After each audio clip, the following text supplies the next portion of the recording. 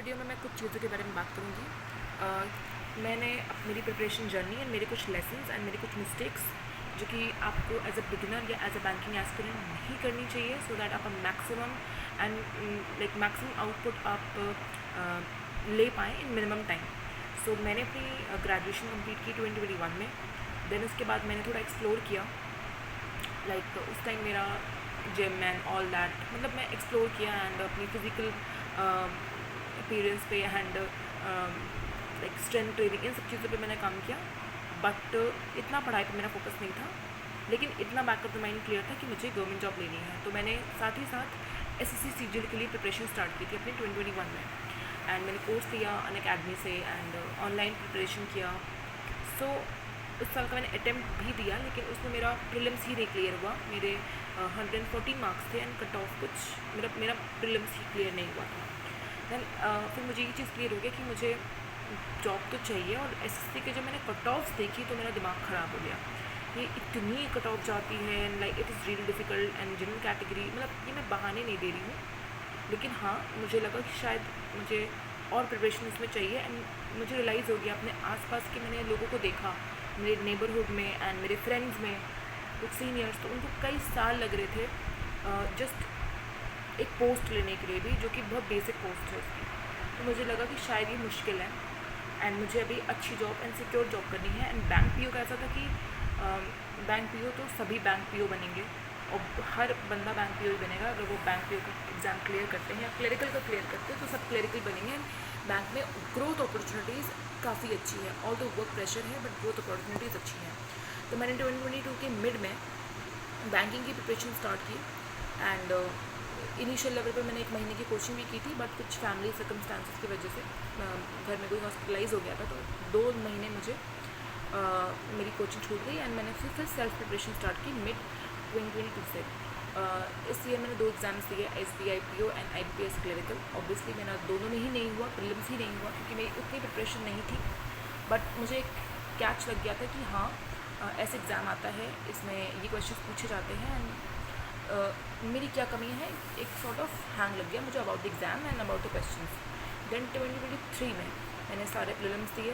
RRB किसके मैं नहीं देती थी, क्योंकि मैं एक शहर में रहती हूँ, लखनऊ में रहती हूँ, तो मुझे लगा कि शायद मैं सर्वाइव नहीं कर पाऊँगी, क्योंकि वो नाम से ही रूरल बैंक है एंड वो रूरल पोस्टिंग्स होंगी, तो मुझे लगा मैं सर्वाइव नहीं कर पाऊँगी। तो मैंने फिर SBI PO, IBPS PO, SBI clerk, IBPS clerk, इसमें फोकस किया। मुझे 4 एग्ज़ाम्स ही दिए मैंने। प्रीलिम्स मेरा कुछ का हुआ, कुछ का नहीं हुआ, मेंस नहीं हुआ मेरा। फिर 2023 में मेरे कुछ के प्रीलिम्स निकले थे और कुछ का मेंस नहीं निकला, मेंस किसी के नहीं निकले।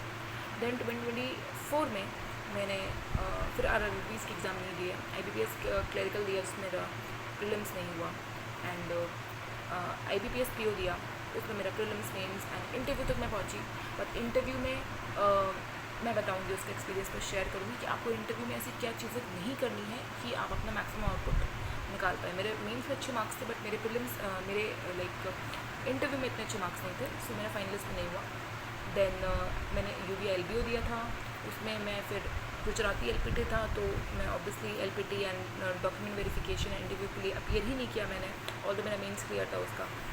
सो ये and bureau of Indian standards के मैंने एग्ज़ाम दिए, जिसमें मेरा ASO में इतनी अच्छी रैंक नहीं थी, बट जो SSA एंड JSA है उसका मेरा एग्ज़ाम उसका मैंने एग्ज़ाम दिया था, उसमें मेरा क्लियर भी हुआ, पर उसका मैंने टाइपिंग स्किप किया था क्योंकि मुझे उसमें जाना नहीं था। टाइपिंग एंड डॉक्यूमेंट वेरिफिकेशन मैंने उसमें स्किप किया था। सो ये कुछ एग्ज़ाम्स मैंने अभी तक दिए हैं, कुछ में मुझे सक्सेस मिली, कुछ में नहीं मिली एंड फाइनली अभी मैं SBI क्लर्क में दे चुकी हूँ मीन्स उसका, and I am hoping for the best. So अब मेरी जर्नी स्टार्ट हुई थी 2022 से। ऑल द मेरी जर्नी 2021 से SSC CGL एग्ज़ाम्स के लिए स्टार्ट हुई थी, बट मैंने उसको 1 साल करके ही छोड़ दिया। देन बैंकिंग में 2022 के मिड से 2023, 2024 एंड आई एम होपिंग इस ईयर के मैं एग्ज़ाम्स बिल्कुल दूँगी, क्योंकि ऑफिसर वाला एग्ज़ाम तो मेरा क्लियर नहीं हुआ है। एनीवेज, सो मेरी क्या क्या गलतियाँ थी एंड क्या क्या आपको गलती नहीं करनी चाहिए। पहली चीज़, मल्टीपल रिसोर्सेज कभी भी नहीं। मैंने स्टार्ट में मल्टीपल टीचर्स को, मल्टीपल रिसोर्सेज को फॉलो किया, जिससे मेरा काफ़ी टाइम वेस्ट हुआ एंड सो ये आपको गलती नहीं करनी है। आप चूज़ कर लीजिए कि आपको इन टीचर से पढ़ना है। 3 महीने का टाइम लो या 2 महीने का या 3 महीने का, डिसाइड कर लो कि मुझे इन टीचर्स से ही पढ़ना है। एंड मैं अगर सजेस्ट करूँ तो फिर क्वांट्स की अगर मैं बात करूँ तो अगर बेसिक लेवल ही स्टार्ट करना है तो कौशिक मोहांती सर बेस्ट है।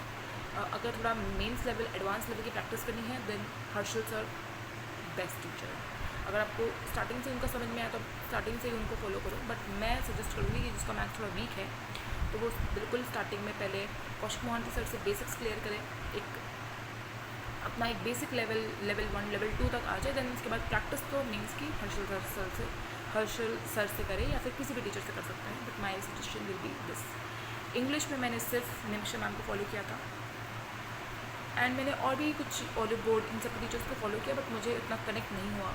एंड मैंने इनफैक्ट इंग्लिश में मैंने इतना कुछ फॉलो भी नहीं किया। मैंने सिर्फ अपनी reading and editorial reading, ma'am का एडिटोरियल जो आता है वो बहुत अच्छा है एंड ट्रस्ट मी वो सच में बहुत अच्छा है। उसमें मैम वही एडिटोरियल्स पढ़ाती हैं जो कि एग्ज़ाम में लाइक आते हैं, उसी टाइप के पॉलिटिकल एंड इकोनॉमिकल ऐसे ही आते हैं, ठीक है, इन्वायरमेंट से रिलेटेड। सो देन इंग्लिश हो गया। रीजनिंग के लिए मैंने पहले अंकुश सर को फॉलो किया था। मैं तो सजेस्ट करूँगी मीन्स लेवल पजल अगर आपको करनी है तो सिर्फ अंकुश सर से करो। मिसलेनियस के लिए या क्रिटिकल रीजनिंग के लिए बहुत से टीचर्स हैं, वर्चुअस सर हैं, संजय सर हैं, आप किसी को फॉलो करो, बट मीन्स लेवल की जो पजल्स हैं वो उनसे सर से करो।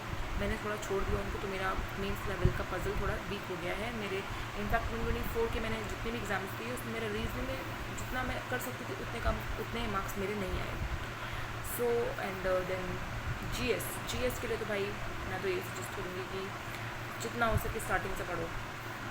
लास्ट मोमेंट पे कुछ नहीं होता। इनफैक्ट अब तो एग्ज़ाम ऐसे आने लगा है कि जो बंदा स्टार्टिंग से पढ़ रहा है और जो लास्ट में पढ़ रहा है सबको लेवल पे बराबर ले आ रहे हैं। इतना लेवल मुश्किल कर दिया इस बार का SBI क्लरिकल मीन्स, काफ़ी मुश्किल था, मुझे तो काफ़ी मुश्किल लगा। आई थिंक सबने एनालिसिस देखा होगा। सो हाँ, तो GS के लिए अगर फॉलो करना है तो आई वुड सजेस्ट कि मॉक ड्रिल्स बिल्कुल फॉलो कर सकते हैं। एंड वीडियो सोर्स में या तो स्टडी IQ या तो कपिल कारपाड़ से। बस मैंने स्टडी IQ फॉलो किया था स्टार्टिंग में, फिर मैं कपिल कारपाड़ से पे शिफ्ट हो गई थी, बट मेरे मार्क्स सूट नहीं है एनीवेज। पर हाँ, इसमें मुझे काम करना है एंड मेरी सिर्फ 2 कमियों की वजह से रीजनिंग एंड GS, क्योंकि इस बार भी मैंने देखा कि मैं जितना रीजनिंग में स्कोर कर सकती थी मैं उतना नहीं कर पा रही हूँ। सो ये चीज़ इस पर मुझे काम करना है एंड GS पे भी मुझे काम करना है एंड ऑब्वियसली मुझे इंटरव्यू पे काम करना है। इंटरव्यू मैं एक डेडिकेटेड वीडियो लेके आऊँगी इस पर। इंटरव्यू बहुत डिफरेंट थिंग है और इंटरव्यू प्रिपरेशन के लिए डेडिकेटेड प्रिपरेशन चाहिए। एंड उसमें बस एक चीज़ मेरे तरफ से टिप है, कुछ भी बोलो झूठ नहीं बोलो, क्योंकि वो चेयरमैन या MD या जो भी बहुत टॉप लेवल के जो इंटरव्यूअर्स होते हैं बैठे होते हैं, तो वो टॉप लेवल का पैनल होता है उनका, एंड उनसे झूठ बिल्कुल मत बोलो बिकॉज तुम्हें नहीं पता तुम्हें क्या फंसा देंगे। मेरे साथ यही कुछ सिमिलर एक्सपीरियंस हुआ, तो इस वजह से मेरे इंटरव्यू में काफ़ी कम मार्क्स थे, 60s में थे मेरे। सो हाँ, ऑल्दो मेरे मेन्स में ठीक मार्क्स थे बट मेरे इंटरव्यू में बहुत ख़राब मार्क्स थे जिससे मेरा फाइनलिस्ट में नहीं हुआ। And the best tip anybody could give you to crack any examination, especially banking examination, सिर्फ 2 टिप्स हैं, इनफैक्ट 3 टिप्स। टिप नंबर 1, अपना सिलेबस बिना मल्टीपल सोर्सेज को पकड़े, बिना ज़्यादा ओवरथिंक किए, बिना अपने पास के बारे में सोचे, जो भी आपकी सिचुएशन है just complete your syllabus on time and एक टीचर को फॉलो करो। एक मल्टीपल सोर्स नहीं, लिमिटेड सोर्सेज रखो ताकि वो कंप्लीट कर लो आप, क्योंकि एग्ज़ाम में ना कोई शॉर्ट ट्रिक काम आती है, ना कुछ मल्टीपल सोर्सेज काम आते हैं, सिर्फ आपने जितना प्रैक्टिस किया है आपका दिमाग उस टाइम पे कितना परफॉर्म करेगा वो काम आता है। Second tip would be mock test. जितना हो सके रेगुलर बेसिस पे मॉक टेस्ट दो। आपके अभी कोई एग्ज़ाम नहीं तब भेज दो मॉक टेस्ट। अगर बिगिनर भी हो तो वीक का 2 मॉक टेस्ट दो, भले आपको कुछ नहीं आ रहा, आपके 0 मार्क्स आ रहे हैं, आपको 10 मार्क्स आ रहे हैं, इट्स ओके। कौन सा आपका वो सिलेक्शन डिसाइड कर रहा है? No, just to have that eliminate that exam fear, just to have that hang of the sectional timing इसमें होती है, तो just have as many mock tests as you can। आपका पास जितना पैसा है मतलब प्रिपरेशन के लिए, थोड़ा बहुत भी पैसा है, आप कोई कोर्स मत परचेज़ करो, कुछ भी, सब कुछ यूट्यूब पे इजीली अवेलेबल है। सिर्फ मॉक टेस्ट पे आप लगाओ पैसे, सच में। अगर आपके पास 2,000 रुपये हैं, 5,000 रुपये, सब कुछ आप मॉक टेस्ट पे लगाओ। एंड मैं आपको सजेस्ट करूँगी ऑलिव बोर्ड मेंस लेवल की प्रैक्टिस के लिए। अड्डा ठीक है, अड्डा बिगिनर्स के लिए है, ऑल्दो मैं इतना नहीं, पहले मैंने अड्डा को ही फॉलो किया, बट उसमें दिक्कत ये है कि काफ़ी ईजी लेवल के क्वेश्चन है। आप टेक्स्ट बुक ले सकते हो, कॉन्फिडेंस बूस्ट के लिए टेक्स्ट बुक ले सकते हो। गाइडली तो भाई कर लो तो बहुत अच्छा है, मैं तो कॉन्फिडेंस बहुत ले डूबता था गाइडली। ऑलिव बोर्ड मुझे काफ़ी बैलेंस लगा, olive board and text book बहुत सही है, टेक्स्ट बुक, ऑलिव बोर्ड, गाइडली भी ठीक है, स्मार्ट कीड़ा ठीक है। तो ये कुछ टेस्ट सीरीज़ है, आप फॉलो कर सकते हैं। एंड हाँ, एंड टिप नंबर 3 थी कंसिस्टेंसी। टिप नंबर 1, बिना ओवर थिंकिंग के, बिना ज़्यादा सोचिए समझिए, जो भी सिचुएशन है आपको just start your preparation with all your fear, with all your doubt, just start your preparation. And then second number, really अपने रिसोर्सेज को लिमिटेड रखो and maximum revision and test series को रेगुलर बेस पे follow करें। And third tip, consistency. जो इंसान consistent base पे अपनी गलतियों पे काम कर लेता है, उसका एग्ज़ाम उतनी जल्दी क्लियर हो जाता है। और इससे बकवास बातें हैं कि बहुत एग्ज़ाम है, बहुत टफ कंपटीशन, ऑब्वियसली अब 15 लाख लोग, 20 लाख लोग फॉर्म भरते हैं। इनफैक्ट इंटरव्यू में भी 20,000 लोग इंटरव्यू के लिए अपेयर करते हैं। बट ठीक है, सब करते हैं, हर कोई इतनी मेहनत नहीं कर पाता। आपको बस कंसिस्टेंट रहना है एंड खुद पे बिलीव रखो, यू विल आपका होगा, फाइनलिस्ट में 100% होगा।